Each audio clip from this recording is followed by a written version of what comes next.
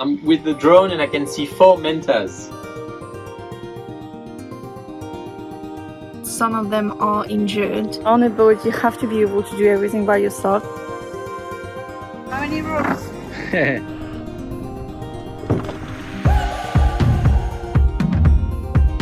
Welcome on board, take it easy. We are back to Sorong to restock now. Food, gas, fuel, everything. But the main reason why we are going, Yann's mom and brother are visiting.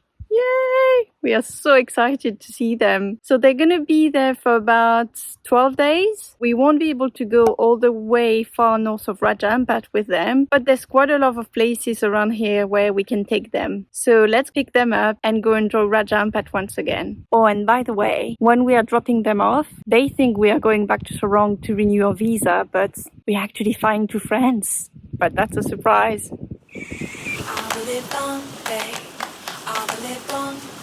I'll be moving along, singing my song, running around, ain't nothing wrong. I live long, babe. I said, I live long, babe.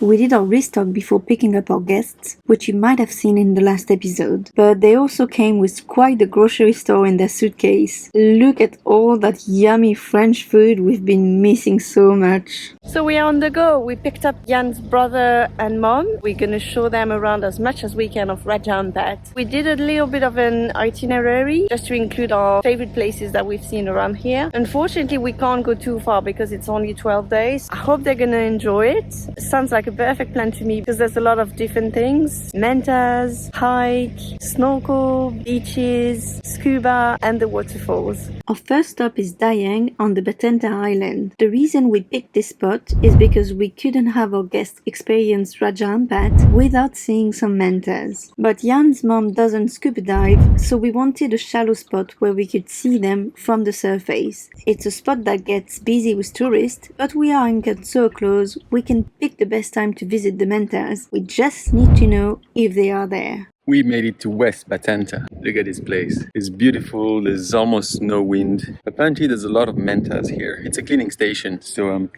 maybe just gonna gear up and jump in the water. I hope they are around. Can't wait. Looks like a beautiful day. Have the mantas been spotted? Yeah, I'm with the drone and I can see 4 Mantas in the shallow. So I think no scuba diving. We should just go take the fins, the mask and just go in the water.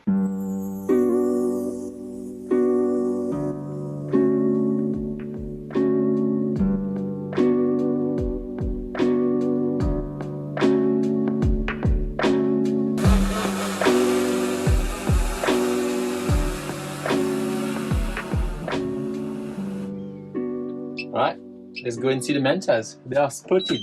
Well, you've heard the man. The mantas are there, just missing us in the water now. On the drone, it looks like they are in the shallow, so no need for scuba. We're just gonna take the fins, the snorkels, and jump in the water.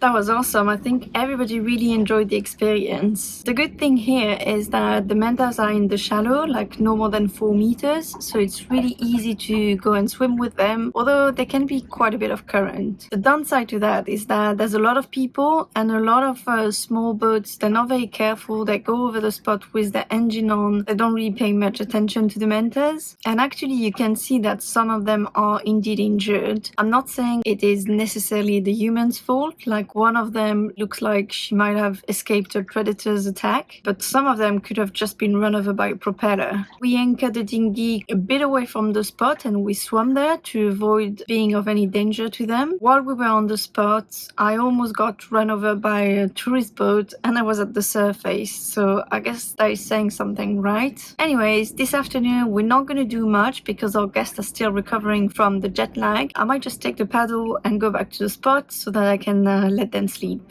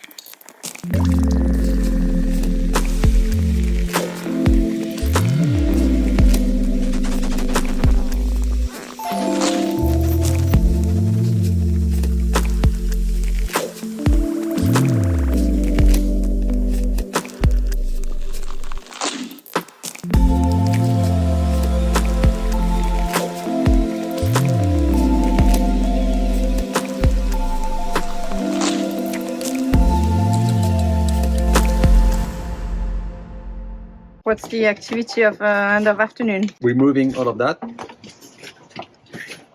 So I've got too much hair, so I don't think you do. It's it's too long. stylish. It's way too long. Well, So I long think- hair is a trend. Yeah, well, not mine. You're gonna cut my hair. And well, please. Please. Let's try it. Yep. Tools, mosquito repellent, And off we go. and off we go. I usually do the sides with the hair clipper and the top with the scissors, but after a couple of minutes, the hair clipper stopped working. It would just not cut anything, so I ended up having to do everything with the scissors, and I mean, I'm no hairdresser, so... We did good knowing all the issues we had, so good job. Yeah, I like it. But yeah, knowing everything broke and you had to do everything with the scissors, that's good. That's good. Finishing off just before dark was really not an easy job, to be honest. Usually it takes like 20 minutes or so, but this time, oh my god, it was so long because I had to do everything with the scissors because the thing stopped working. I think the blades are just maybe a bit rusted or something. Anyways, they're not cutting anymore. That just makes me think that on a boat you have to be able to do everything by yourself. It's crazy. Like you become boat builder, electrician, plumber, hairdresser, cook, like everything. There's nobody around to do anything for you. When you have your usual techniques and usual ways of doing things and suddenly something breaks, if you don't have a replacement for it, you sort of have to adapt. So maybe for Yann it means going long hair from now on. But today, I mean, I started, so I had to find a way to somehow finish. Anyways, tomorrow we are probably going to Penemu. Hopefully there's some space in the anchorage. It's an anchorage where you can anchor. It's kind of like in Balbulol. So we have to tie to the rock on each side. They are, I think, something like 150 meters apart. We wanted to go this afternoon, but I kind of got scared because I thought, like, if for any reason we're not managing to tie the boat there, then it's too late to move on to another anchorage. So I think we'll probably leave around 8, get there by 12, see if we can tie to the rocks, and if not, then we'll move on to our next point. We've never been to Penemu and we really want to explore there. It's one of the last anchorage points in Raja Ampat that we had planned to do and we haven't done yet. Let's hope we can go there.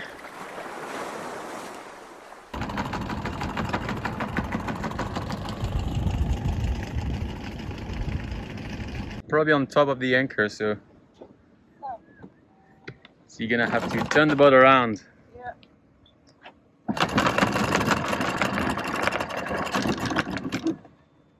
I mean, we might even see the anchor in the water. Yeah, I think it's here. Yeah, it's over there. It's here.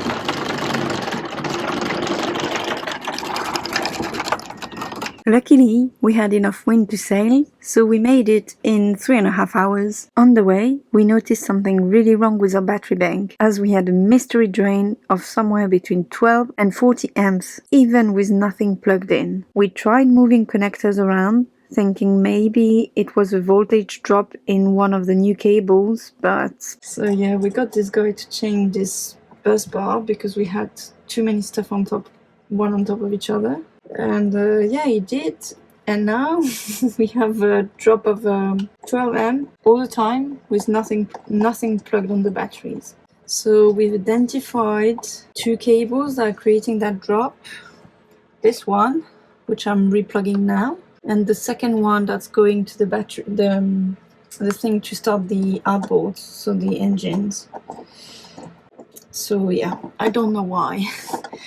Like everything in electricity, everything is always a mystery. So we're trying to plug, unplug, replug, fiddle around until we don't see that drop. Let's hope we can figure something out. Alright, let's see if that one works. I restart. That's on. That's on. Nope. Still having a drop? Still the drop. Later on, we found the culprit. Here is our lead acid battery, that one, which is just here to start the port engine. I don't know if it's dead, but it was smoking, so that's not a good sign at all. And smelling. And smelly. So we've disconnected everything. Now we have a fan to try to cool it down. I took the voltage, and it's 9 volts. I'm gonna check if it's the same when it's cooled down. So the thing is, now that this is, I don't know if it's dead or not, but we can't really start this engine, so it's a bit of an issue. Yeah, it's not a good sign when the battery is smoky. Well, we don't really have time to figure this out right now, as we are reaching our destination. This is the good old Penemu, infamous one. How many ropes? A lot. We're gonna need a lot, because we are going in here, and there is a way where we can actually tie up to the rocks, but there is walls are 150 meters apart, so we need a lot of lines, because the yellow ones are 50 meters each, and the other ones, I don't know, 10 to 20, depends on which one. So what's the plan? The plan is I'm gonna go and tie the bow lines and the stern lines to the rocks. I'm gonna attach part of the fender so it floats. So then I'm gonna come back to the main boat. And then we're gonna slowly get up there, and someone with the tender is gonna just grab the fender and give it to me, tie it to the main boat, and we can just, we're going there. Now we can see it. So, And we have everything ready. Chains, ropes, fenders. Turns out there's already some ropes on the rocks that we can use, so we don't have to worry about tying our chains to the rocks, which would have been difficult right now at low tide. So here's the first bowline of a very long series.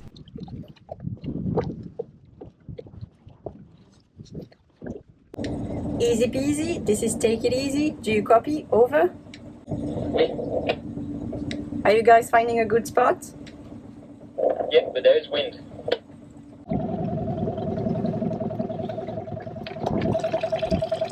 Now the guy is just tying up a fender to the rope so that it floats and it's easily noticeable in the water. Yeah, it was a bit sketchy here because we should have started with the other side. There's a bit of wind, so we are being taken on the rocks. So yeah. Then just need to attach the other side, which is already tied up to the fender, and back on board.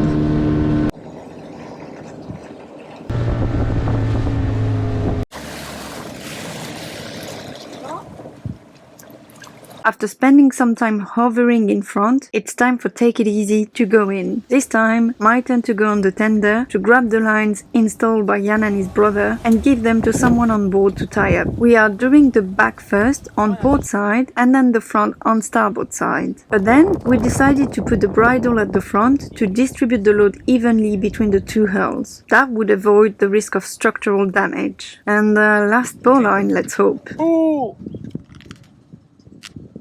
We sure? Yeah.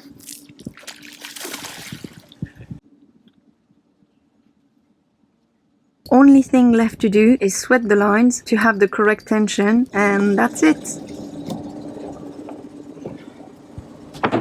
Let's stop the engines first. I'm getting hot. Welcome to paradise.